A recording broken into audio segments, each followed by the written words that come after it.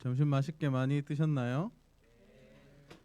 점심은 어제하고 도시락이 달랐죠?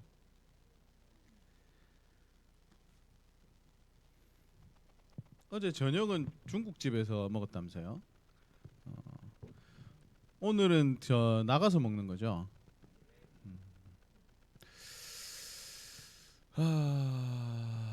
봅시다. 1시 반이니까 우리가 첫 번째 강의가 3시까지죠? 3시까지면 앞타임에도 한 20분 남기려면 1시간 10분 정도 강의하면 되겠네요.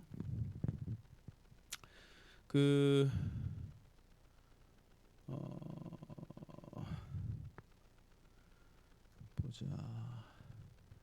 세종이 세은이 오케이. 세희는 어제랑 머리 스타일이 똑같은 거 맞죠? 에? 머리 자른 거 아니죠? 그래 어제 자를 틈이 없었잖아, 그죠? 어제 밤에 가서 어제 그냥 그냥 기억에도 머리가 길었지 않았나라는 생각이 얼핏 드는데 아니군요. 그리고 김효윤 여기 지금 경주 쪽에 있는 경주 친구들은 고등학교 가면 다 저거 한다면서요. 기숙사 간다면서요. 혹시 박 목사님이 제가 경주에 있었다는 얘기를 혹시 한 적 있나요? 잘 모르시죠. 그래서 제가 경일교회에 오래 있었어요. 경일교회 압니까? 어디 있냐면 황성동은 알죠? 그러면은 보자. 경주면은 학교가 뭐 경주고등학교, 그다음에 여고, 그다음에 문고, 여긴가 보통 고등학생들은? 근화여고. 근화 누구예요? 근화 2명이네. 근화여고 맞지?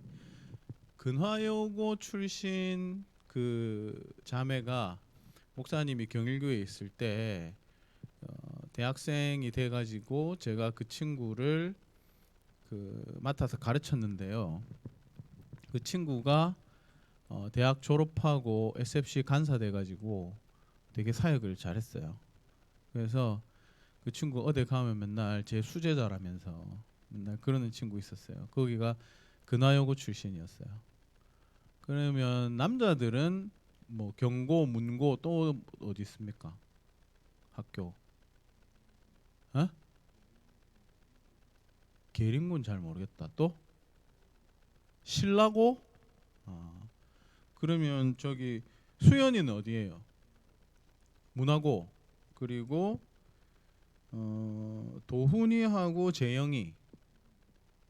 여기 다 문고네. 우리 교회도 문고가 좀 있었는데. 그렇군요. 경주는 제가 조금 알고 그 외에는 잘 모릅니다. 울산 잘 모르고 제가 살아본 적이 별로 없어가지고 저희 처갓집이 여기 근처예요. 보자. 지금 예성이하고 우리 문씨 삼형제는 집이 삼남매. 여러분 독수리 오형제 이야기 알아요? 독수리 오형제인데 알고 보니 뭐 남매였더라. 알고 보니 독수리가 아니었더라. 뭐 조류 삼남매였는데 뭐 이런 거 이야기 몰라요? 옛날 유머에 있었는데 독수리 오형제는 순뻥이잖아요. 독수리 아닌 새도 있고 심지어 오형제도 아니고 그렇잖아요. 여러분은 독수리 오형제 세대가 아니어서 사실 잘 모를 수는 있는데 제가 어렸을 때 독수리 오형제가 너무너무 보고 싶었어. 여러분들은 지금 TV 켜면 채널이 몇 개쯤 나옵니까? 뭐 최소한 한 200개씩 나오잖아요.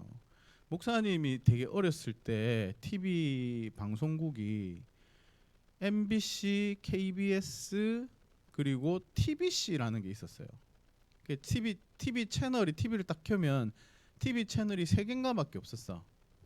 세 개밖에 없었는데 그 중에 저희가 살던 동네에 지금 제 기억이 정확한지 잘 모르겠어요. TBC인가가 안 나왔어. TBC인가가 안 나왔는데 거기서 독수리 오영제를 했어요. 그래서 제가 초등학교 다닐 때 독수리 오영제가 너무 보고 싶은데 우리 집에 안 나오는 거야. 옛날에는 뭐 TV에 안 나오면 볼 수 있는 방법이 없죠. 비디오 그 여러분들은 지금 쓰지도 않고 잘 모르는 VTR 아는 사람 있어요? 여기 사각형 꽉 모양으로 생겨가지고 딱 기계에 넣으면은 그 영상이 나오는 비디오 테이프 아나요? 알기는 아는구나. 그 VTR도 목사님이 대학교 가서 뒤에 나왔기 때문에 제가 초등학교 중학교 다닐 때는 TV가 아니면 뭐 볼 수 있는 방법이 없었어요. TV도 심지어 저희 어렸을 때 이렇게 그 여러분들 박물관 이런 데 가보면 있습니다. 이렇게 문을 이렇게 쫙 여는 TV 드르륵 이렇게 열리는 TV 있어요. 그리고 리모컨이라는 기술이 굉장히 그 후에 발명된 기술이기 때문에 이게 추운데 이렇게 따뜻하게 누워서 이렇게 TV를 보고 있잖아요. 근데 이제 다른 채널로 틀어야 되잖아. 그러면은 그 일어나서 저기 가야 돼 TV까지. 특히 추운 겨울에. 저희 집은 되게 가난해가지고 목사님은 어릴 때 집에 난방을 해본 적이 없어요. 난방도 그 좀 약간 돈이 들어. 그 연탄을 뗐어야 됐거든. 그 목사님 집에는 어릴 때 연탄을 뗀 적이 없어요. 연탄 안 떼고 그냥 오로지 뭐 전기장판 이런 걸로만 버텼기 때문에 여기서 이불에서 나가면 되게 추운 거야. 방 전체가 싸늘하기 때문에 그럼 이렇게 따뜻하게 이렇게 탁 누워서 TV를 보는데 만약에 TV가 이제 뉴스가 시작한다. 그럼 다른 채널로 돌려야 되잖아요.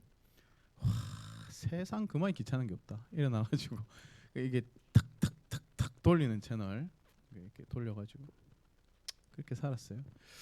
어쨌든 고등학생들 그리고 이제 울산은 여기 그린코어 아파트 있죠. 바로 앞에 거기가 저희 처갓집입니다. 그래서 제가 가끔 옵니다. 지금 예성이가 그린코어 아파트 살았잖아요, 그죠?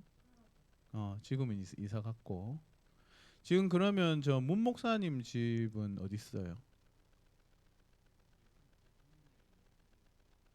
지금 예성이네 옆동. 부영 그 지금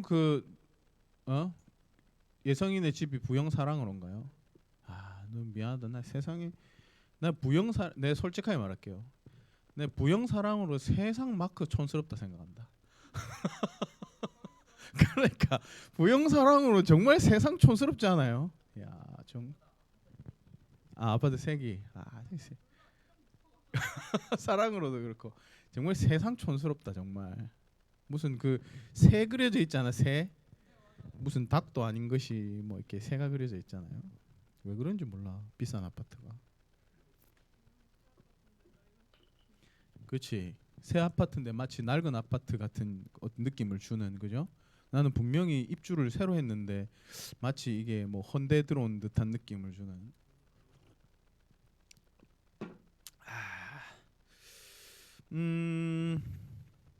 자, 우리가 이제 앞에 배운 내용들에서 이제 사실은 이제 그 질문의 어떤 끝까지 왔어요. 대답을 다 했죠. 대답을 다 했기 때문에 이제 오늘 마지막 시간 이 시간하고 다음 시간 이제 둘 같이 마지막 시간이라고 생각할 때 마지막 시간에서 다룰 것은 이제 계속 그 원인과 이유와 질문을 했다고 하면 이제 여기서 지금 다루는 것. 그래서 여러분들이 사실 이제 여기까지 이렇게 딱 듣게 되면 하이델베르크 교리문답의 제일 그 앞부분 그야말로 목사님이 제일 첫 시간에 말했죠. 요 강의를 끝까지 딱 듣고 나면 신앙의 제일 베이스가 되는 부분을 해결을 받을 수 있다.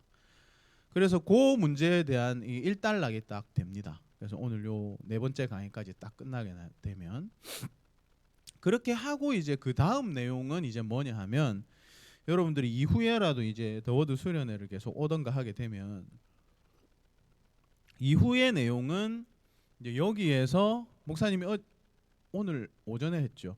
얼핏 이야기했죠. 1부, 2부, 3부가 있는데 그 내용이 이제 뭔가 하면 그러면은 구원을 받기 위해서 뭘 믿어야 됩니까? 구원을 받기 위해 뭘 믿어야 됩니까? 부분이 사도신경 해설이에요. 알겠죠? 그러니까 교리문답의 2부에 해당하는 목사님이 오전에 이야기했던 그 구속, 그죠? 죄와 비참해서 이제 어떻게 구원을 받을 수 있습니까의 그 어떻게 구원을 받을 수 있습니까 부분이 사도신경 해설이에요. 그리고 목사님이 아침에 얘기했죠. 이제 3부 감사의 삶, 그죠? 3부가 감사의 삶인데 그 감사의 삶을 보면 그 안에 뭐가 들어있냐면 목사님이 오전에 얘기했던 기도, 그 주기도문 해설, 그리고 십계명 해설 이렇게 들어있어요. 그래서 여러분들이 아마 만약에 앞으로도 쭉 더워드 수련회를 오게 된다면 아마 이걸 순서대로 쭉 배울 수가 있겠죠. 제일 좋은 거는 교회에서 배우는 거예요. 교회에서 여러분들이 중고등부끼리도 괜찮고 뭐 아니면 교회 전체로 가르치는 것도 괜찮고 목사님이 가르쳐 주셔서 쭉 차례대로 배울 수 있으면 제일 좋겠죠. 자, 그래서 이제 마지막 강의는 질문을 일단락한 후에 그 다음에 이제 답입니다. 답. 질문을 다 했어요. 뭐 이래저래 살펴봐도 우리가 나쁜 놈이더라. 하나님께서는 우리에게 선한 의도를 갖고 계셨더라. 그죠?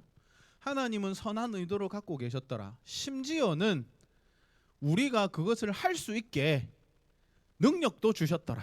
목사님이 오전에 요 주제를 조금 더 이야기하려고 하다가 안 했는데 지금 잠깐만 첨언을 하자면 여러분 그 앞으로 살아가면서 있잖아요. 요 주제도 여러분들에게 되게 중요할 수 있어요.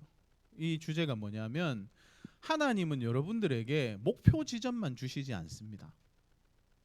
하나님은 항상 여러분들에게 목표 지점을 주실 때 목표 지점에 도달할 수 있는 능력을 함께 해주세요. 여러분 이걸 믿으셔야 돼요. 알겠어요? 하나님께서 여러분들한테 이렇게 할 수 있잖아요. 얘들아 나를 사랑하고 나를 섬기면서 살아야 된다. 이렇게 하면서 하나님을 사랑하고 섬기는 것은 너무 어렵고 힘들어서 도저히 할 수 없도록 그렇게 주시지 않는다. 하나님은 할 수 있는 능력도 함께 주신다 라는 걸 여러분 잘 기억하세요. 제가 오전에 이걸 같이 잠깐 얘기하려다가 그냥 넘어갔는데 여러분들 살아가는데 대단히 힘이 될 겁니다. 우리가 이런 분들이 많이 있어요. 신앙생활을 하면서 이렇게 보면 하나님에 대한 열심이 있는 분들이 있어요. 근데 하나님에 대한 열심이 있으면 있을수록 되게 힘들어지는 분들이 있어.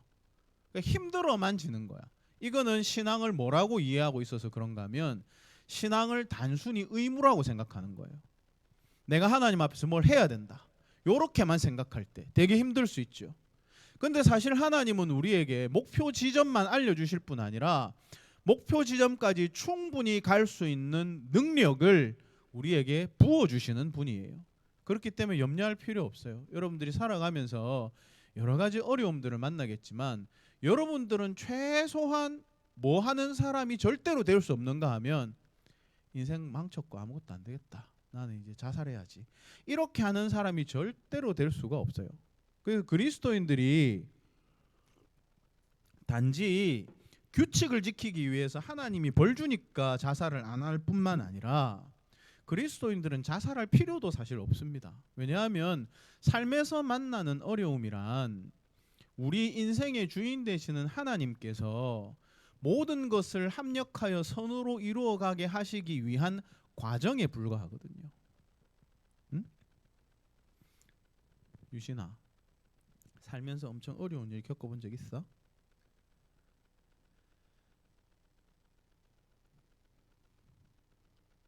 영세는 어때?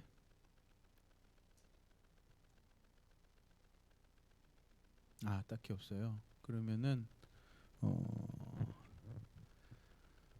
영재? 영재가 아니구나. 미안해. 재영아. 영재 누구야? 재영이는 3학년이죠. 고3쯤 되면 삶에 좀 되게 힘들었던 적 있어요? 그때 어떤 생각을 했나요?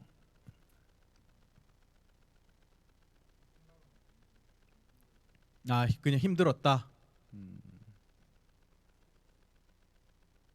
그 그리스도인들이 살아가면서 신앙을 잘 하겠다고 하는데도 힘든 경우들이 종종 있는데, 그렇게 될 때 보통 많은 사람들이 이렇게 하나님한테 얘기합니다. 하나님, 왜 이렇게 나한테 힘든 삶을 주시나요? 보통 이렇게 뭐 기도를 하든 뭐를 하든.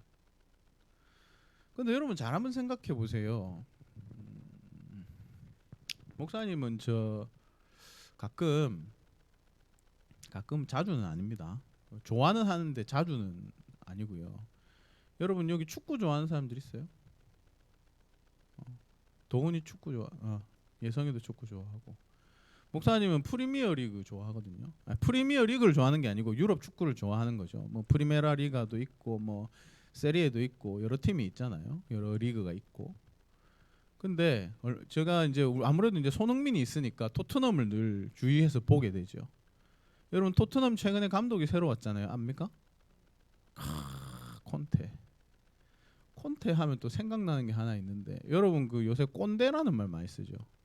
저는 콘테 들었을 때 꼰대하고 발음 비슷한데 이렇게 생각했는데, 여러분 꼰대가 어느 나라 말인지 혹시 알아요? 에? 원래 불어입니다. 불어. 원래 콘테가 아니라 꼰대가 원래 그 프랑스 말로 꽁떼, 백작이란 뜻이에요. 백작. 꽁떼라는 말인데, 우리나라의 그 저 일본 식민지 시절 때 우리나라 팔아먹은 놈들 있잖아요. 을사오적 이런 인간들이 여기 막 서양식으로 훈장 달고 막 제복 입고 다녔잖아요. 치렁치렁하게. 그게 이제 그렇게 한 게 일본에서 야 너가 잘했다 이렇게 하면서 이 사람들한테 백작 칭호를 줬거든. 그래가지고 가서 내가 꽁떼 그 이제 꽁떼가 일본식 발음으로 이제 한 거를 우리나라가 다시 들어오면서 꼰대가 된 거예요. 내가 꽁떼인데 말이야. 우리 대일본 제국이 나한테 하사해 주신 꽁떼야 이렇게 했는데 막 어디 가서 막 폼 잡고 이렇게 하는 게 아유 저씨 꽁떼 저거 이렇게 하던 게 꼰대가 된 겁니다.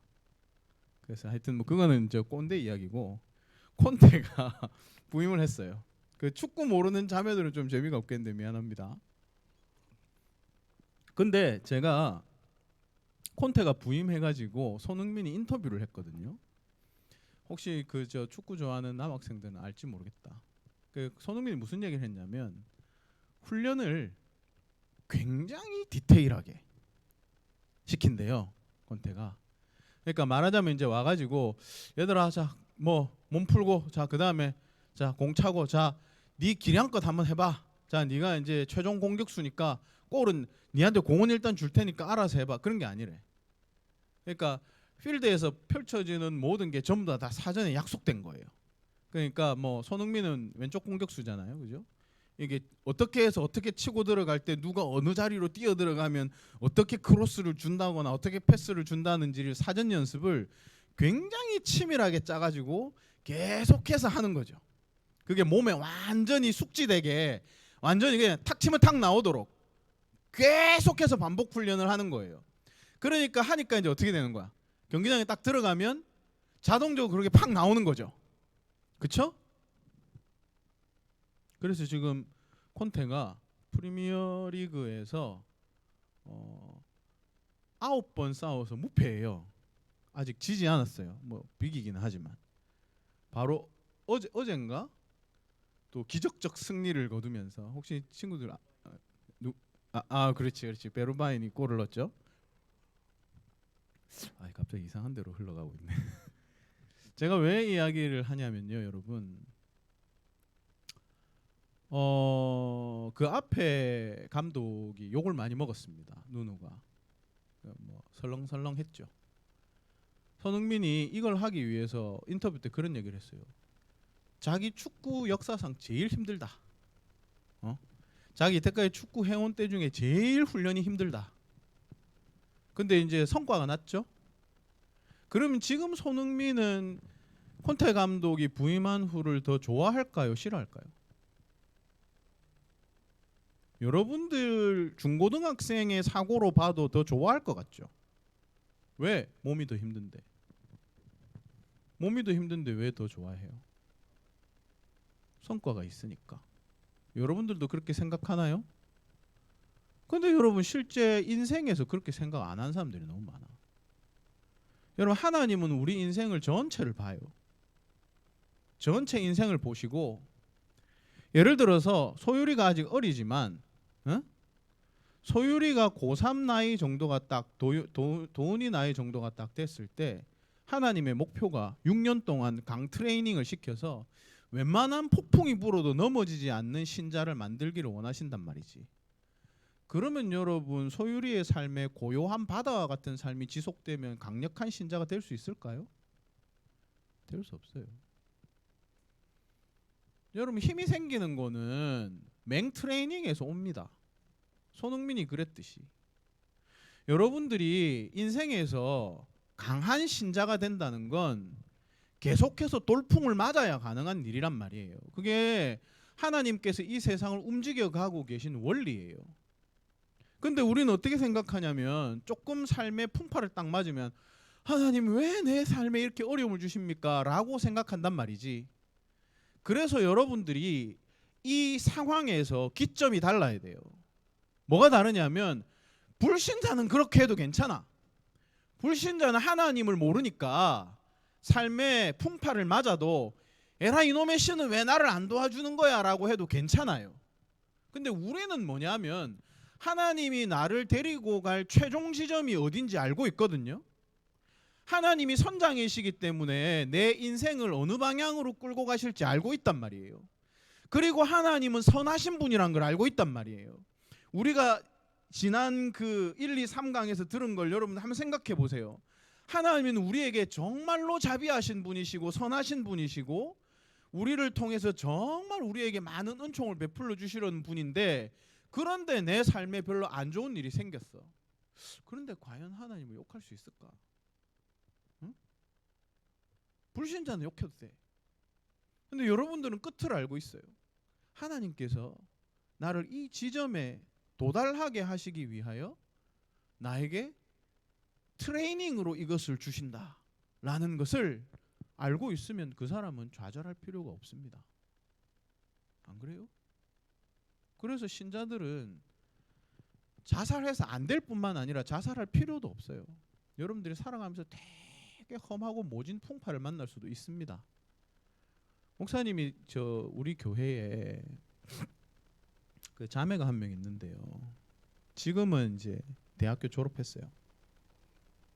근데 얘가 중2 때 우리 교회에 왔어. 근데 우리 교회 와가지고 부모님도 없는데 혼자 다녔어. 신기하죠? 부모님도 없는데 우리 교회는 중고등 부모님 이런 거 없거든요. 그냥 다 어른들하고 예배 드리고 딱딱한 예배야. 근데 교회로 오더라고. 근데 얘 집이 되게 처참해요.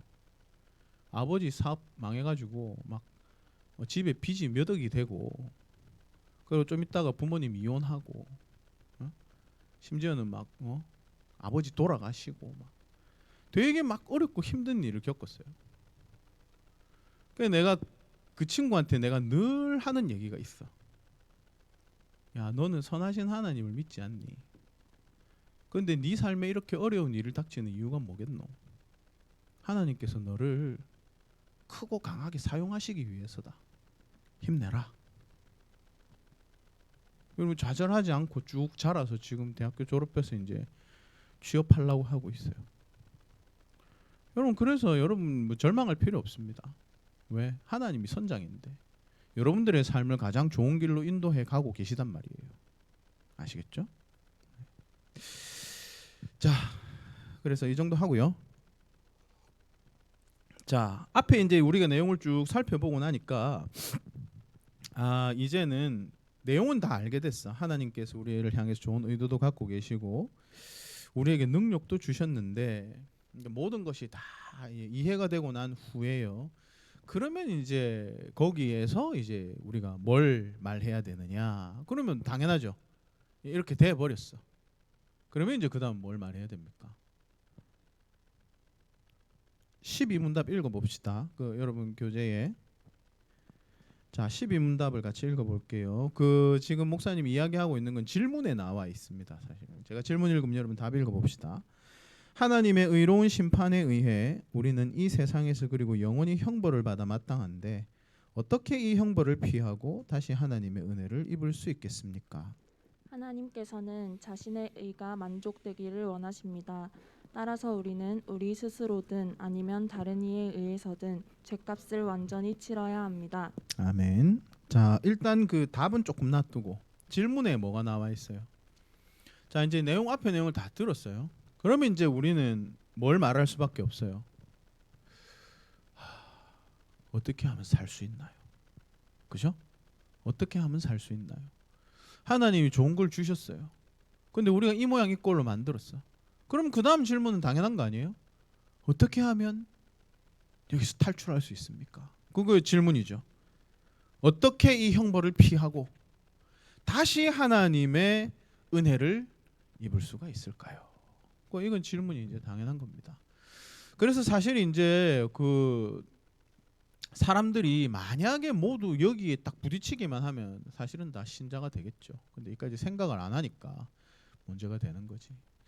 그래서 이런 질문을 이제 하게 되고, 자 그렇게 했을 때 이제부터 우리가 살필 내용은 그에 대한 답이겠죠. 자 이제 어떻게 하면 이 꼴에서 이제 벗어날 수 있을 거냐? 사실 여러분들은 참 다행입니다. 여러분들은 이미 벗어났잖아요. 하나님의 자녀 아닌 사람 있어요?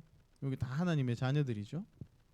그리고 여러분들 부모님이 교회 다녀서 교회 다니는 친구들 있잖아요. 그거 대수롭지 않게 생각할 문제가 아닙니다. 그게 얼마나 놀랍게 감사한 일인지 알아야 돼요. 응? 여러분 그렇게 생각하고 살고 있어요? 희진이하고 미진이는 부모님 교회 다녀요? 자 그러면 미진이는 그렇게 생각한 적 있어? 엄마 아빠 덕분에 내가 교회를 다니게 된 게 정말로 큰 감사할 은혜다. 응? 그 주일에 부모님 때문에 교회 오는 게 좀 짜증나는 사람 있습니까? 여기는 별로 없어 보여. 근데 내가 보기에도 저 보자. 6학년한테 물어보자. 세은이. 세은이는 어때? 세은이 주일에 예배 드리는 거 좀 짜증난 적 있어? 아 없었어. 오 훌륭해. 효리비는 어때? 효리비는 부모님 교회 다녀요? 어때요? 교회 가기 싫거나 막 예배 드리는 거 싫거나 막. 아 그거 없었어? 야 너네들은 다 훌륭하다. 목사님 볼 때 대단히 훌륭해요. 근데 여러분들이 잘하면 알게 될 거예요. 잘하면 알게 될 건데 하나님의 자녀로서 태어난다는 것이 얼마나 놀라운 은혜인지 여러분 알아야 됩니다.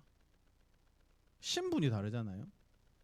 그 믿는 자의 자녀로 태어날 때 하나님이 어떻게 말씀하셨냐면 우리는 아무것도 뭘 선행해서 한 게 없는데 하나님께서 이 언약의 테두리 안에서 태어나는 아이들은 다 내 자녀로 삼아 주시겠다고 말씀하셨어요.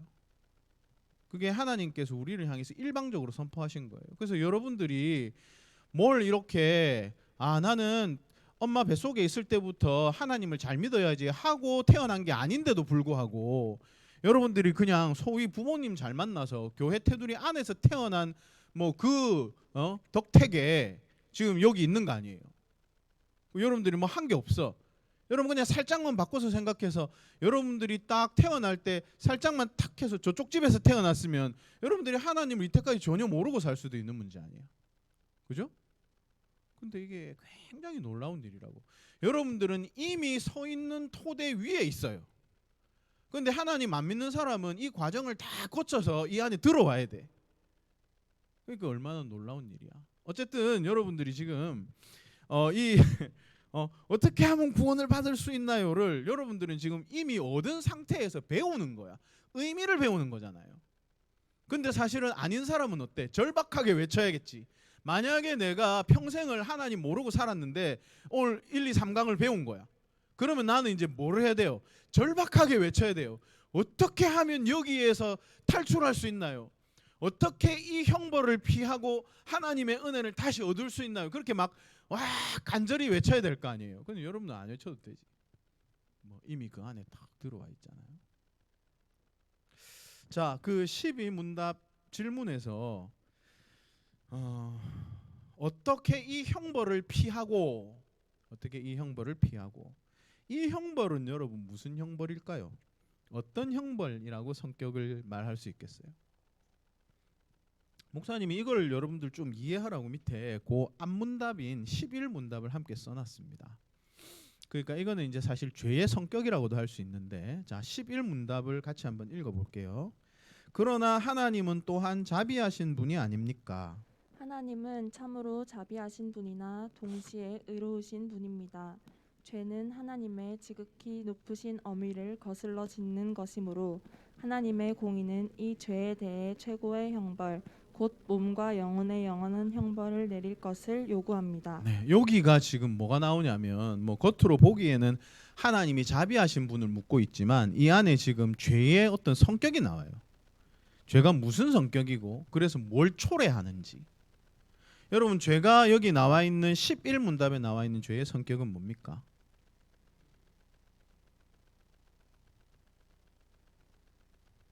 효윤이가 한번 대답해 볼까요?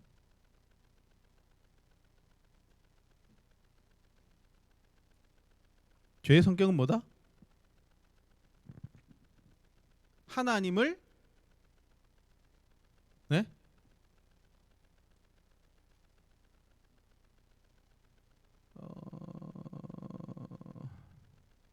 세희 죄의 성격이 뭐다? 맞아요. 죄는 하나님을 거슬러 짓는 거다 이렇게 했죠. 자, 하나님을 거슬러 짓는다는 것은 무슨 뜻이에요? 제가 비유를 한번 이야기해 볼게요. 유신아 네가 요 저 앞에 앉아 있어서 목사님이 자꾸 얘기하는데 목사님 유신이 칭찬받아 마땅해. 목사님 얘기를 들었거든. 김창기 목사님한테. 유신이 네가 아빠가 말하지도 않았는데 뒤에 앉아 있으면 좋을까봐 제일 앞에 왔다면서. 칭찬받아 마땅하다. 근데 앞에 있어서 목사님이 자꾸 이야기하니까 뭐 좀 양해해줘. 자, 유신이가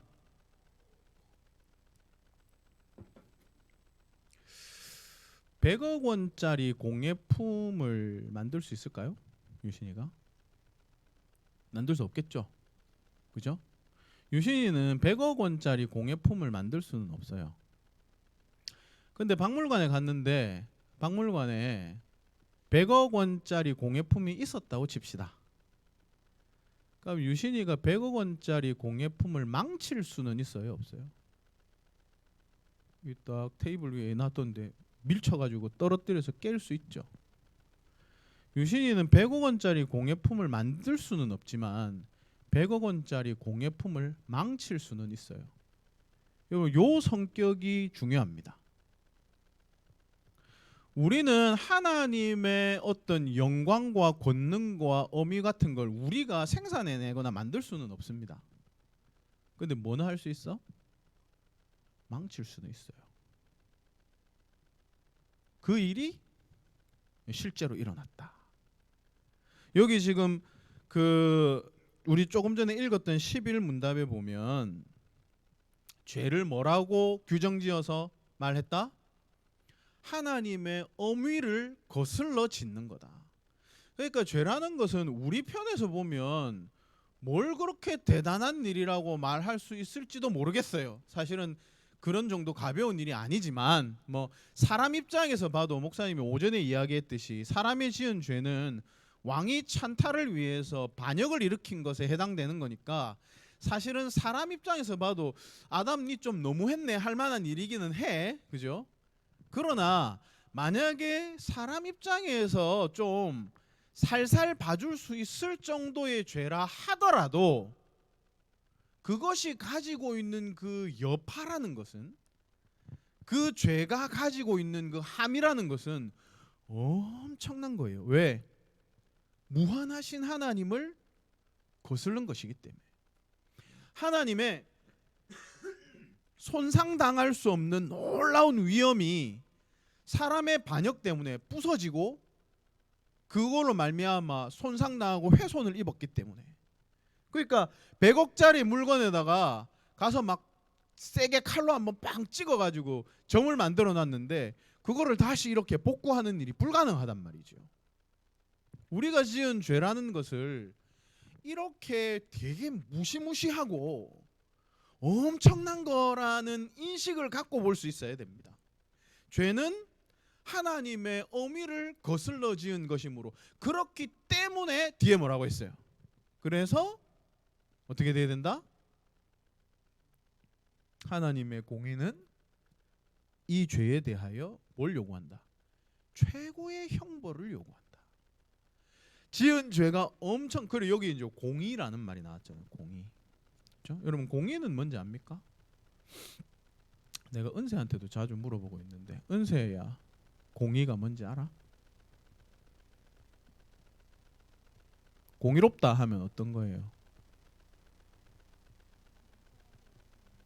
공평하고 정의롭다. 야, 근데 공평하고 정의롭다도 좀 쉽진 않다, 그렇지? 공의나 공평하고 정의로운 거나 다 어렵다는 측면에서 매한가지인데 대충 여러분 상상 감은 오십니까? 예, 공평하고 정의롭다. 예? 그 성경이 말하는 공의는 성격이 약간 다르기는 한데 일단 여러분들이 이해하기 쉽게 한번 이야기를 해보자면 공의라는 건 약간 이런 거라고 생각하면 됩니다. 여러분들이 제일 소화하기 쉽게 이야기를 해보자면 착한 일을 하면 복을 받고 나쁜 일을 하면 벌을 받는다. 요 정도로 일단 해놓읍시다. 공의. 이해 어렵지 않죠? 그러니까 이건 원래 이제 사회학적인 개념에서 그래요. 사회학적인 개념에서 공의라는 것은 자기가 행한 일에 대해 응당의 보응을 받는 것이 공의예요. 근데 이게 성경에서는 사실은 다른 의미를 갖고 있어서 이건 굉장히 복음의 중요한 부분인데 여기서 지금 다룰 필요는 없어서 목사님이 이야기를 안 하는 건데 그러면 여러분 보세요. 여러분이 생각할 때 주변에 이제 그 뭐 법관이 있어, 판사가 있거나 뭐 무슨 검사가 있거나 그죠? 여러분들 보면 여러분들은 별로 안 그럴지 몰라도 부모님이 보면은 왜 그 정치인들 막 욕하거나 이런 사람들이 있잖아요. 뉴스 보면 막 그죠? 그 제일 대표적인 게 이런 예 아니에요. 누구가 무슨 종류의 범죄를 저질렀는데 그 사람은 기득권 세력이고 뭐 어떻게 하니까 실제로 벌을 별로 안 받고 저 사람은 사실은 비슷한 종류나 훨씬 더 작은 죄를 지었는데도 저 사람은 뭐 힘이 없으니까 되게 큰 벌을 받고 그런 거죠. 그러니까 여러분들이 만약에 자 재판관을 판사를 보고 있는데 판사가 만약에 판결을 이런 식으로 하는 거야. 나하고 가까운 사람은 벌을 조금 주고 혹은 안 주고 집행유예 이렇게 하고 나하고 뭐 별로 안 친하거나 내 반대편에 있는 사람은 뭐 무슨 빵 하나 훔쳤는데 너 징역 30년 이렇게 때리는 판사를 딱 보면 여러분들은 그런 판사를 보고 뭐라고 합니까? 저 사람은 공의롭지 않다. 공의롭지 않은 거죠. 그러면 여러분이 공의롭다는 것은 뭡니까? 하나님이 공의로우시다. 여기에는 훨씬 더 중요한 의미가 있다고 했는데 이건 일단 두고 자 우리가 방금 말한 그런 개념에서만 하나님이 공의로우시다 하면 이제 여기에서 뭐가 이제 흘러나오는 거야. 자 앞에 우리가 뭘 했어요 좀 전에? 죄가 뭐라고 했지? 하나님의 어미를 거슬러 지은 엄청나게 무지막지한 크기의 죄를 저질렀어요. 여기에 하나님의 공의가 딱 있는 거죠. 하나님은 공의로우셔요. 그럼 답이 뭐예요? 엄청나게 무지막지한 죄를 지었는데 하나님이 만약에 별로 공의롭지 않은 판사야. 그럼 어떻게가 가능하다? 야, 네 죄를 많이 지었지만 내가 좀 봐줄게. 혈유마 네가 100억짜리 깼지만 내가 그냥 뭐 3,000원 받고 그냥 3,000원 주고 가라. 이렇게 할 수 있겠죠. 하지만 하나님은 공의로우시니까 뭐가 안 돼? 하나님 뭐가 안 돼요? 안 돼요. 그런 게 안 된다고. 퉁치는 게 안 된다고요. 하나님은 네 100억짜리 깼지만 3,000원만 내고 가가 안 된다고요. 하나님의 공의는 저질른 죄에 대한 정당한 형벌을 요구합니다. 하나님은 우리가 죄를 안 저질렀으면 모르겠는데 여러분 우리가 어제부터 계속 배웠잖아요. 자, 제일 처음에 하나님하고 아담하고 맺은 언약이 뭡니까? 하나님이 아담한테 처음에 이렇게 말씀하셨어요. 자, 아담, 하와, 내가 이 땅을 다 줄게. 내가 여기 지구 내 전력을 다해서 지었어. 여러분 하나님께서 지구를 그냥 대충 뭐 타노스처럼 이렇게 해가지고 지었다고 생각하면 안 됩니다. 하나님은 이렇게 해갖고 세상을 지은 게 아니에요. 하나님께서는 세상을 굉장히 놀라운 작품으로 지으셨어요. 하나님의 심혈을 기울여서 그 심혈이 이제 어느 만큼인지 우리는 알 수 없지만, 예? 여러분들 그런 거 보면 너무 신기하지 않아요? 어떻게 현미경으로 들여다보면 안에 뭐가 또 있고 안에 뭐가 또 있고 안에 뭐가 또 있고 어떻게 저럴 수가 있지? 막 이런 거. 우주 사진 목사님이 엊그제 해봤는데 여러분 허블 망원경 압니까? 허블 망원경. 허블 망원경 사이트가 있어요. 여러분들도 한번 심심하면 해보세요. 자기 생일을 거기 넣으면 허블 망원경이 지난 30년 동안에 그 날짜에 찍은 사진을 보여줘요.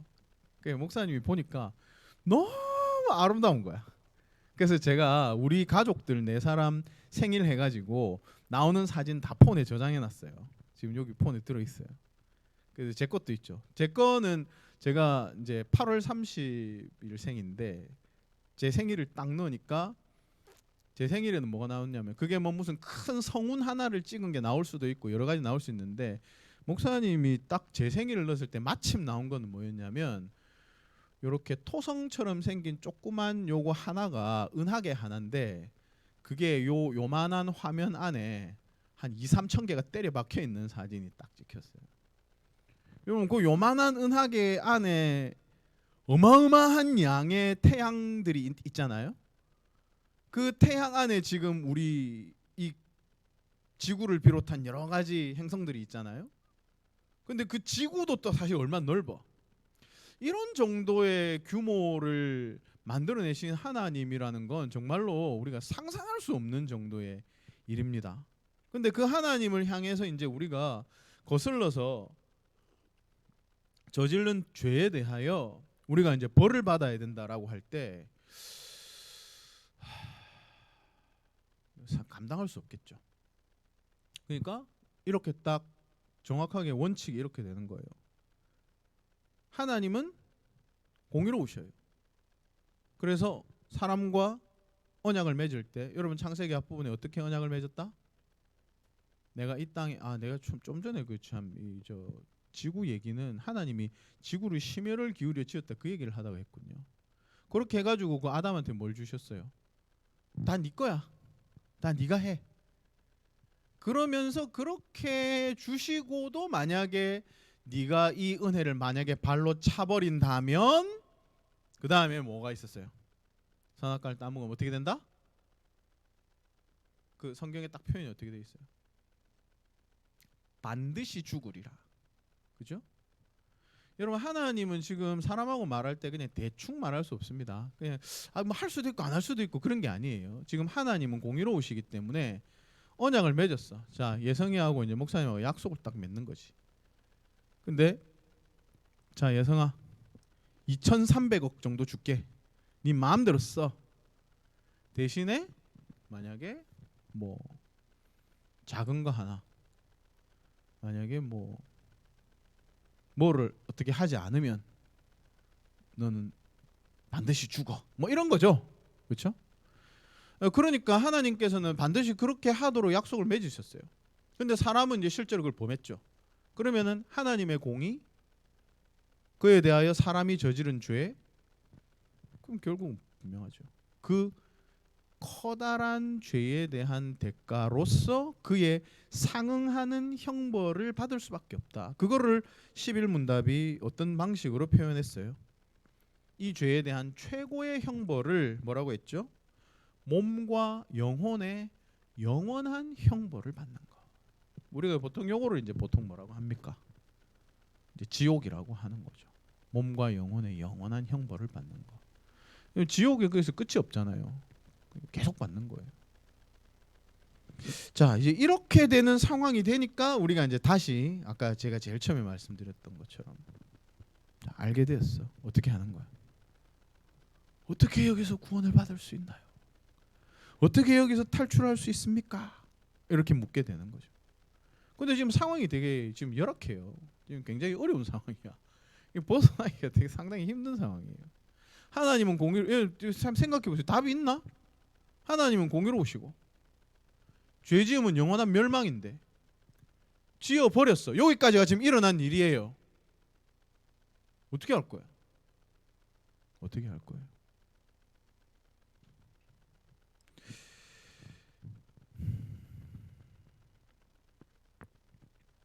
12문답 다시 보세요. 답이 나와 있죠. 자, 12문답 답에 뭐라고 되어 있어요? 하나님은 뭘 원하신다? 자신의 의가 만족되기를 원하신다.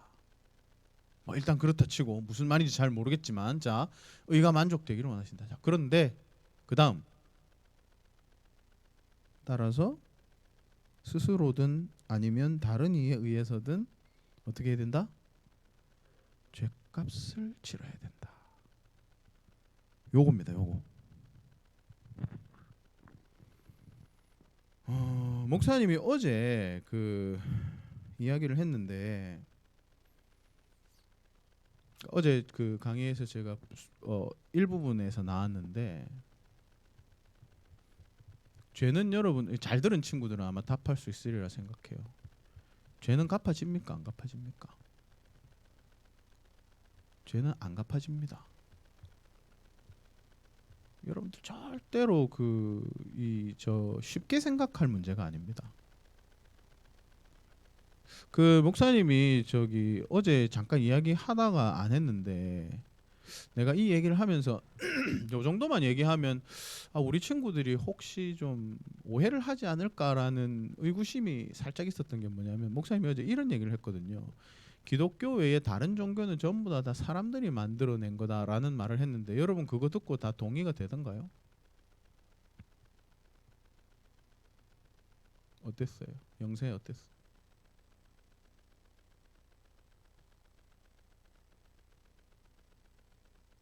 이게 겉으로 보면 어떻게 보입니까? 특히 지금 여러분들이 살아가고 있는 현대는요, 굉장히 그 중용을 요구하는 사회예요, 세상이에요. 그래서 어떻게 말하는 거를 모든 사람들이 싫어하냐면 나는 옳고 너는 틀렸어라고 말하는 걸 굉장히 싫어하는 세상입니다. 그러니까 이건 어떻게 들리냐면 기독교인이니까 기독교면 옳다고 말하는 거지. 불교는 가면 불교는 지금 옳다고 안 하나? 뭐 이렇게 보인단 말이죠. 그래서 목사님이 어제 이 이야기를 하고 쓱 넘어갔을 때 우리 친구들 중에서 저건 그냥 기독교니까 저렇게 얘기하는 거지라고 생각하는 사람이 혹시 있지 않을까? 뭐 이런 생각도 살짝 했어요. 그런데 요 주제는 목사님이 한참 여러분들한테 가르쳐야 될 그 내용이 있으니까 지금 시간에 할 수는 없지만 제가 한 포인트만 이야기를 해보자면 우리가 지금 다루고 있는 주제에서 한 포인트만 이야기해보자면 바로 요 문제를 여러분 한번 생각해 보세요. 자, 만약에 세상에 참 종교가 있고 참 종교가 있다고 칩시다. 참 종교가 있어요. 근데 모든 사람들이 참 종교에 도달할 수는 없다고 생각해 봐요. 자, 이런 상황이에요. 자, 그러면 이 참 종교가 다른 종교들 사람들이 만들어낸 참 종교가 있고 사람들이 만들어낸 다른 종교들이 있다고 봤을 때 만약에 참 종교가 있다면 참 종교가 다른 많은 사람들이 만들어낸 종교와 어떤 점에서 차별성이 있을까 이렇게 생각해 보면 제일 발견하기 쉬운 것 중에 하나예요. 제일 발견하기 쉬운 게 뭐냐면 쉽게 말하자면 이런 거예요. 사람들이 만들어낸 거는 사람들이 만든 티가 나게 돼 있어요. 사람들의 성격을 따라서 만들어진 거지. 사람들의 본성에 따라서. 사람들의 본성이라는 게 뭐냐면 목사님이 어제 불교를 예를 들면서 이야기한 그런 거야. 죄를 저질렀으면 선을 행해가지고 죄 지은 거에 대해서 갚으면 되는 거지라고 생각하는 방식. 여러분 그거는 되게 쉬운 방식 아니에요. 그냥 플러스 마이너스라고 생각하면 되잖아.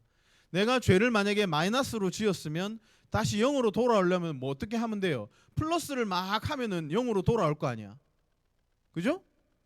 근데 여러분 이런 거는 사람들이 생각할 때는 아 그렇네라고 생각하는 것일 수 있어요. 그런데 목사님이 어제 이야기한 것처럼 정말로 그게 갚아질까라고 진지하게 질문해 보면 사실은 아니라는 걸 알게 된다고. 죄를 저질렀는데 죄와 전혀 별개의 문제인 선을 행한다고 해서 앞에 지어놓은 죄가 없어지지 않을 거라는 것이 사실은 명백한데도 불구하고 사람들 입장에서는 갚을 수 있는 방법이 없기 때문에 뭘 할 수밖에 없다. 선을 많이 행해. 그래가지고 죄를 어쨌든 좀 삭감을 해보자. 그죠? 그래서 여러분 여기에서 참 종교와 아닌 종교가 차이가 나요. 여러분 기독교는 원래 그렇게 가르치는 게 아닙니다. 다른 종교들은 다 그렇게 가르쳐요. 선을 해가면 죄가 갚아진다. 여러분 그렇게 안 가르치는 종교가 어디 있습니까? 모든 종교가 다 그렇게 가르쳐요. 선을 행해서 지난 죄를 갚읍시다. 기독교는 여러분 어떻게 가르칠까요? 네가 아무리 선을 많이 행해도 네 죄는 없어지지 않아. 그게 기독교의 가르침이에요. 그게 수없이 존재하는 사람들이 만들어낸 종교와 참 종교의 차이점이야. 다른 종교들은 사람들이 만들어냈기 때문에 사람들의 생각에서 나왔어요. 근데 성경이 가르치는 진리는 달라. 왜 다르냐면 성경은 대놓고 우리의 본성을 거슬러요. 내 생각에는 악을 좀 저질렀으면 착한 일 좀 하면 플러스 마이너스 될 것 같은데 성경은 그렇게 가르치지 않는다고. 성경은 네가 제 아무리 착한 일을 많이 해도 네 죄는 없어지지 않아. 그렇게 가르친다고요. 그래서 여기에서 딱 나오는 주제가 이겁니다. 갚음이란 불가능하다. 갚음은 불가능해요. 여러분들이 아무리 착하게 살아본들 여러분들의 죄를 없애는데 정말 눈꼽만큼도 기여할 수 없어요.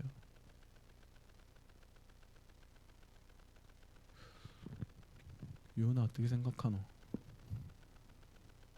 아 그런 것 같아? 아 훌륭하다. 훌륭해.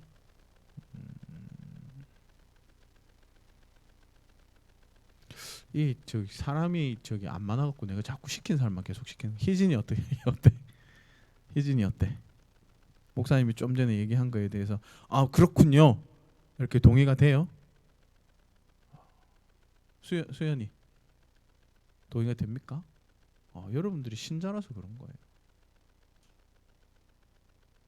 불신자들은 아니 내가 선을 행하는데 죄가 좀 갚아져야 안 되나 이렇게 생각할 수 있는데 사실은 여러분 엄밀히 생각해보면 그런 일은 불가능해요. 근데 그걸 가르치는 종교가 없어요. 기독교는 강력하게 그렇게 가르칩니다. 제가 이제 이 4장 다 끝나고 나면 여러분들이 답을 알게 되겠고 사실은 답을 알고 있어요. 여러분들이 기독교가 가르치는 진리는 내가 선을 행해서 하나님의 그 공의를 거스른 그 죄를 갚는 게 아니에요. 우리는 누구만이 갚을 수 있어요? 하나님을 거슬러 지은 죄이기 때문에 하나님만 갚을 수 있다고. 그건 이제 뒤에 이제 오후 요 다음 타임에서 들으면 여러분들 확실해질 건데 지금 이제 미리 얘기를 해놓는 거예요. 자, 그래서 갚음이란 불가능합니다. 그러니까 여러분들이 제일 먼저 지금 이 오후 타임의 앞 시간에서 여러분들이 배워야 되는 중요한 이 핵심 주제가 이거예요. 갚음이란 불가능하다. 근데 여러분 아까 좀 전에 우리 뭐라 했어? 12문의 답에. 그래서 여러분들이 이 12문답을 읽으면서 와 이상하다. 와 희한하네. 이런 생각이 들어야 되는 게 목사님이 지금 설명해 준 걸 들으면 12문답의 답은 되게 희한한 거예요. 왜냐하면 갚음이 불가능했댔잖아 좀 전에. 근데 12문답의 답에 뭐라고 했어요? 죄값을 치러야 한다 이렇게 했어요. 죄값을 치르다가 다른 말로 뭐야? 갚음이잖아요. 갚음. 그러니까 하나님의 어미를 거슬러서 저지른 이 큰 죄는 그에 해당하는 막대한 형벌을 받아야 되는데 그 막대한 형벌을 안 받을 수 있는 방법, 그러니까 그에 대한 갚음이라는 것이 불가능한데 신기하게도 12문답이 죄값을 치러야 된다 이렇게 말하고 있다는 거. 그럼 여기서 뭘 보게 돼요? 뭔가 이렇게 빛을 하나 보게 되는 거지. 깜깜한 속에 있었는데 저쪽에 빛이 이렇게 갚을 수 있다고? 뭐 이런 거. 에? 갚을 수 없는데 갚을 수 있다고? 막 이렇게. 창세기를 다시 펴봅시다. 자, 3장. 아담과 하와가 죄를 지었어요. 자, 죄를 짓고 관계가 다 파괴됐어요. 자, 일단 14절 보십시오. 자, 우리 소율이가 한번 크게 읽어봐 주세요. 창세기 3장 14절.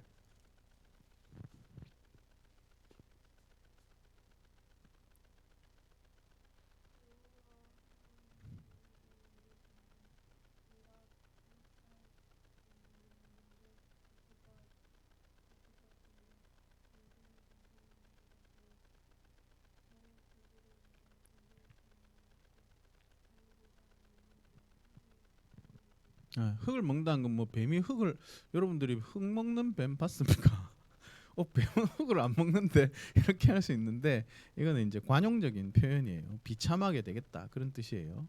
자, 지금 죄를 저질렀어. 자, 여러분들 여기 지금 상황을 한번 대입해 보세요. 내가 지금 아담이야, 혹은 하와야. 저기 이렇게 떨면서 이렇게 있어요. 하나님이 첫 타켓으로 뱀을 팍 짚어서 말씀하셨죠. 근데 아직 지금 내가 저질렀잖아요. 죄는 내 죄 저지르는데 아니 나한테 오지 않고 뱀한테 먼저 말씀하신 거지. 야, 너는 이 죄에 대한, 심지어 얘는 죄를 직접 저지르는 것도 아니고 단지 그걸 조장했을 뿐인데 이 조장자에게 하나님께서 너는 모든 짐승보다 저주를 받을 거다. 그죠? 이렇게 딱 비참한 꼴이 될 거다. 땅바닥에 기 댕기는 꼴이 될 거다. 이렇게 말씀하신 거죠. 여기 떨고 있어. 아담하고 하와가. 그리고 그 다음에 한번 볼게요. 자, 16절도 봅시다. 16절은 세은이가 한번 세종이가 한번 읽어봅시다.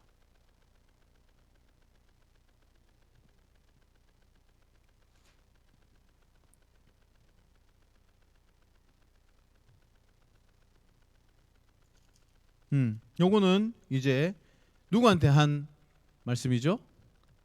이제 하와한테, 여자한테 하신 말씀. 점점 지금 이제 아담한테로 지금 좁혀오고 있어요. 자, 그러니까 근데 지금 중요한 건 이건 아니야. 사실은 목사님 지금 다른 걸 지금 얘기할 텐데 어쨌든 좁혀오고 있어요. 자, 여자한테는 뭐라고 했어요? 잉태하는 고통을 크게 더하게 하겠다. 이거는 생명을 잉태 출산하는 것이 단순히 복이었다가 앞에 이제 생육하고 번성하라 이렇게 하셨기 때문에 그 복이었던 것이 이제 화가 된다라는 뜻이에요. 하나님이 주신 복이 이제 화가 되는 거죠. 그죠? 그냥 단순히 출산할 때 여자들이 더 아프게 된다. 물론 그것도 물론이지만 그 범죄 이전에는 출산을 쉽게 했겠죠. 그것도 물론이지만 이거는 하나님이 복 내리신 것이 이제 화가 된다는 거예요. 그들의 삶에. 그죠? 그다음에 남편을 원하고 남편이 너를 다스린다. 이거는 무슨 뜻이냐면 여기 여러분 그 원하다라는 말 있잖아요. 테슈카입니다. 테슈카. 요거는 뒤에 나중에 가인 본문에 다시 나오는데 이거는 쉽게 여러분들이 이해하기 쉽도록 이야기해 보자면 이거는 이제 정복욕입니다. 정복욕. 그러니까 이제 남편과 아내의 관계에 대해서 지금 이야기하는 건데 여러분 죄 이전에는 어떤 관계였다? 둘이 합하여서 하나가 되어서 하나님께서 원하시는 이 세계를 이루어 가야 되는, 그러니까 서로 이제 여러분 그 성경에 보면 이 부부 관계의 원래 모습들이 많이 나와요. 남편은 아내를 사랑해서 자기를 줘야 되고 아내는 남편을 향해서 어떻게 해야 되고 이런 내용들이 나온단 말이죠. 그래서 사실 이거를 종합해서 말해보자면 하나님께서 원래 1, 1 이렇게 지었다기보다도 0.5, 0.5 이렇게 지었어서 둘이 합쳐서 하나가 되도록 원래 그렇게 구상을 하셨어요. 그래서 남자와 여자는 합쳐져 가지고 이제 아름다운 시너지를 내도록 그렇게 만들어졌단 말이죠. 그러면은 이제 죄가 있지 않았다고 하면 남자와 여자는 이제 어떤 모습으로만 존재하냐면 화합하고 서로를 위해서 희생하고 자기를 내어주고 이런 식의 관계만 되도록 되어 있는 관계예요.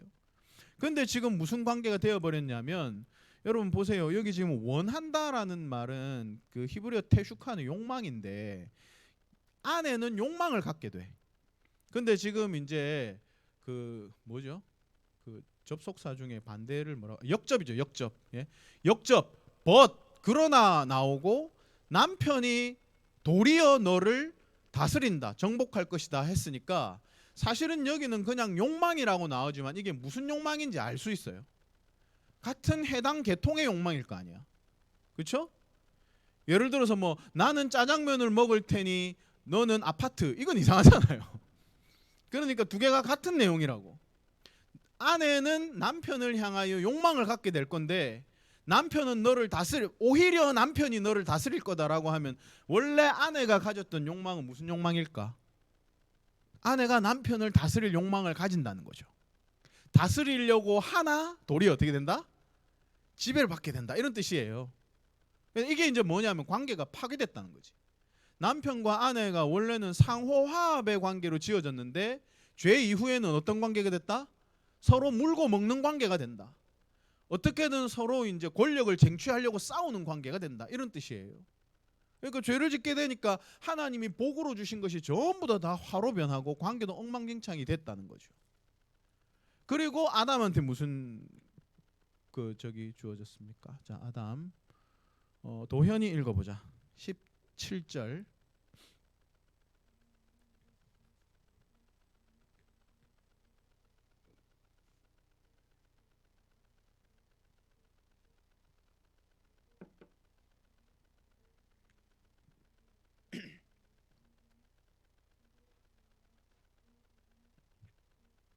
아멘. 땅은 저주를 받는다. 그렇죠? 요거는 앞에 제가 여자에서 말한 그 해산하는 고통, 잉태하는 고통하고 사실 맥락이 같습니다. 하나님이 너에게 복으로 주셨던 이 모든 땅이 이제 어떻게 하게 될 거다? 요거 이제 참고가 18절, 19절에 나와요.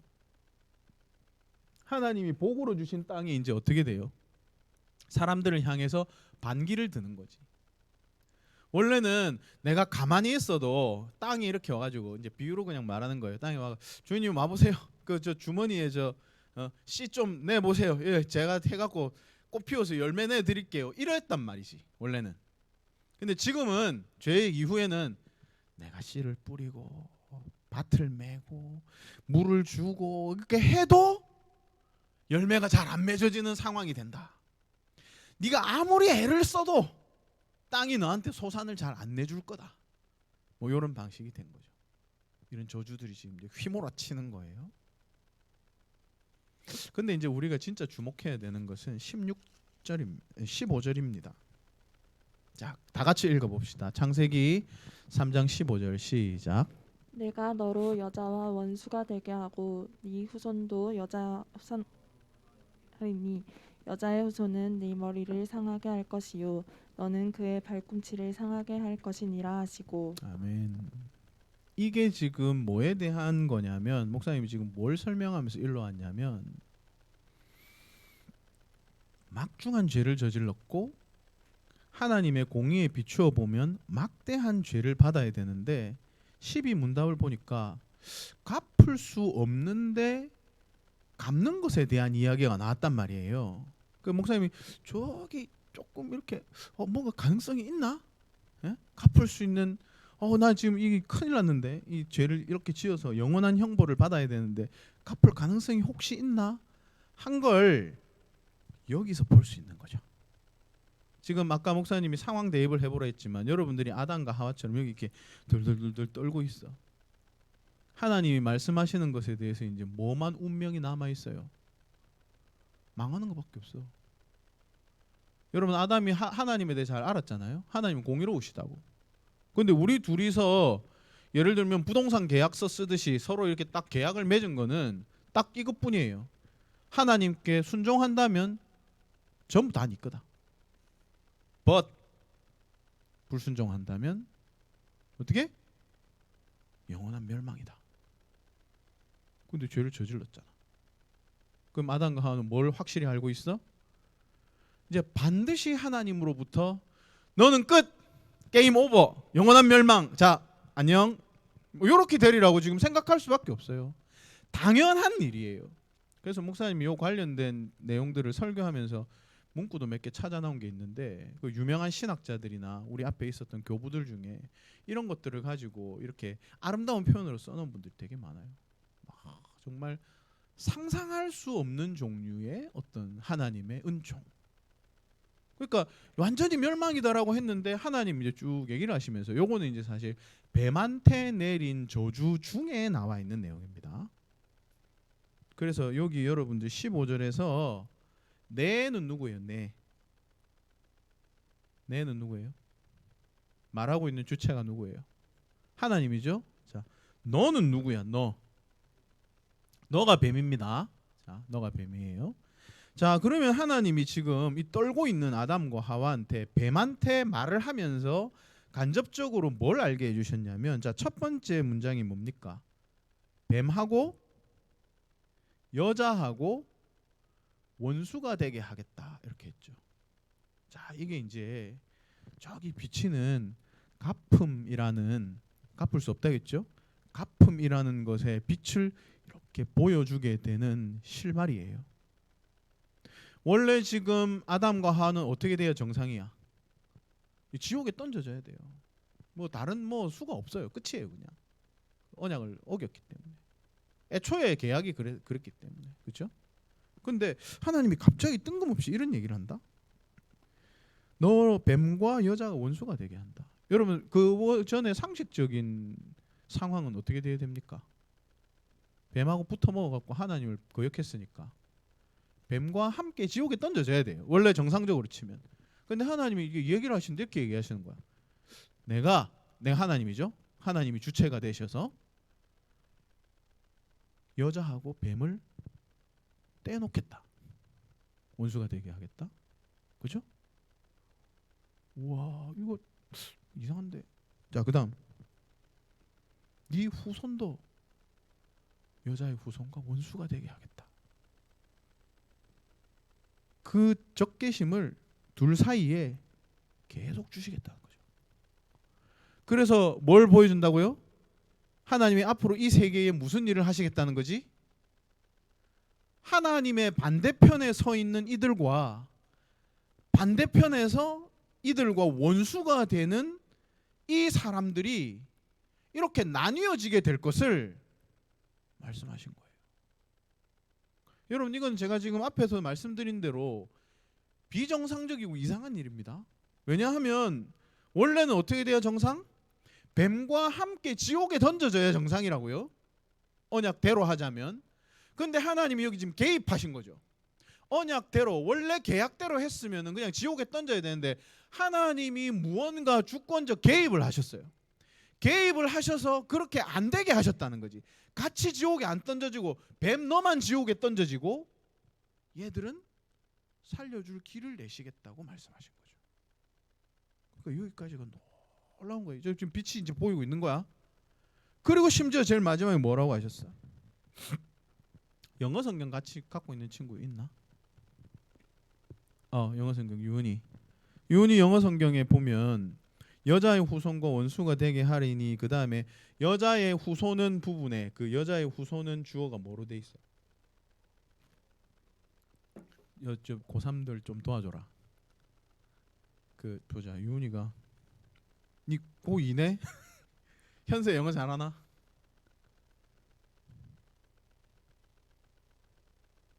그 좀 옆에 봐줘 봐봐. 뭔지 같이 둘 다 동일한 입장인가? 이게 이제 책이 읽는데도 읽을 수 없는 이 슬픔이다, 그죠? 네. 그냥 목사님이 이야기해 줄게요. 야, 근데 그 고이면 대충 그 파악이 안 돼? 주어가 뭐라고 돼 있죠?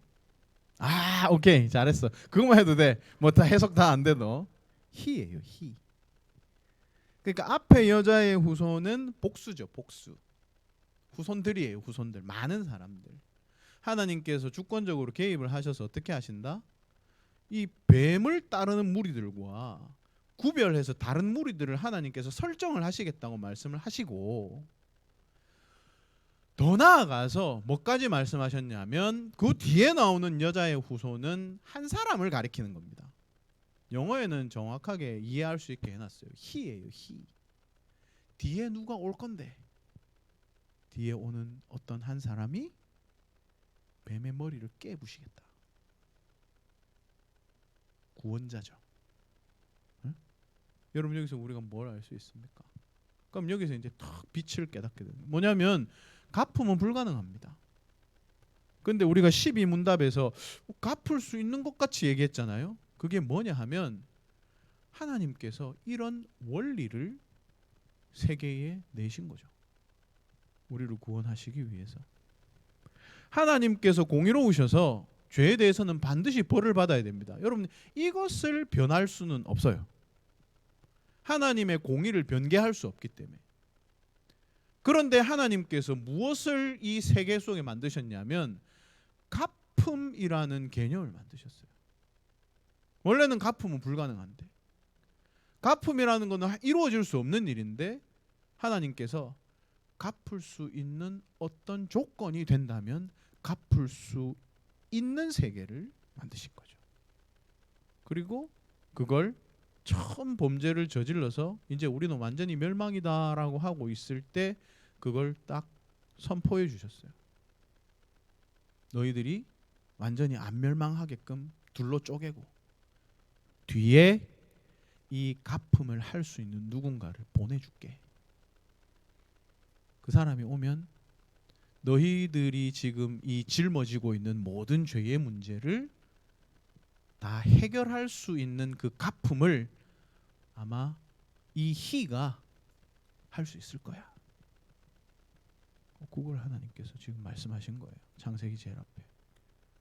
여러분, 아담이 덜덜 떨면서 듣고 있었기 때문에 이제 곧 멸망이구나 하고 있는데 이렇게 하나님이 딱 말씀하셨기 때문에 너무 깜짝 놀랐죠.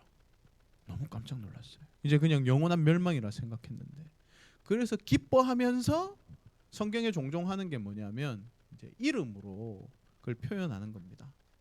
성경에 종종 나와요. 예를 들면 이제 야곱이 야복 강가에서 하나님하고 탁 싸워 이기고 나면 이름을 이스라엘, 하나님을 이겼다, 이렇게 이름을 계명하는 것처럼 원래는 베필 이름이 여자입니다. 여자.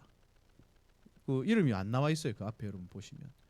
근데 이 얘기를 딱 듣고 너무 깜짝 놀라고 기뻐서 자기 마누라한테 이름을 지어줘요.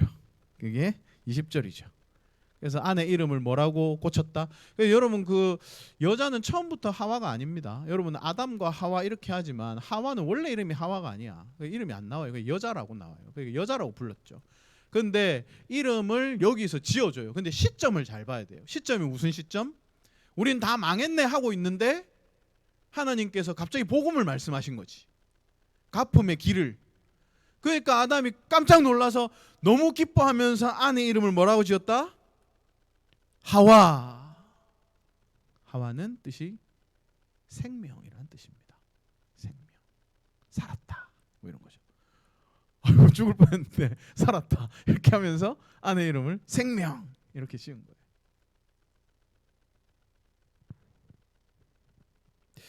그분이 누군가는 이제 교리문답 뒤에 쭉 내용을 살피면서 왜 이 중보자가 올 수밖에 없는가라는 거를 이제 오후 뒷시간에 살펴보겠습니다. 아사셀 염소가 있는데 아사셀 염소만 하고 그 다음에 뒷부분 나머지 중보자 부분을 하면 오늘 7주일까지 내용의 정리는 되리라고 생각합니다. 지금 5분 목사님이 오버했는데요. 5분 더 줄게요. 3시 5분까지 조모임하고 그러면은 쉬는 시간을 제가 여러분들 쉬는 시간을 뺏고 싶지는 않아요. 그러면 3시 5분까지 조모임하고 35분까지 쉬세요. 그럼 35분에 두 번째 오후 강의를 해서 강의를 마치도록 합시다. 이거는 중간이니까 기도는 안 하고 마칠게요. 조모임을 합시다.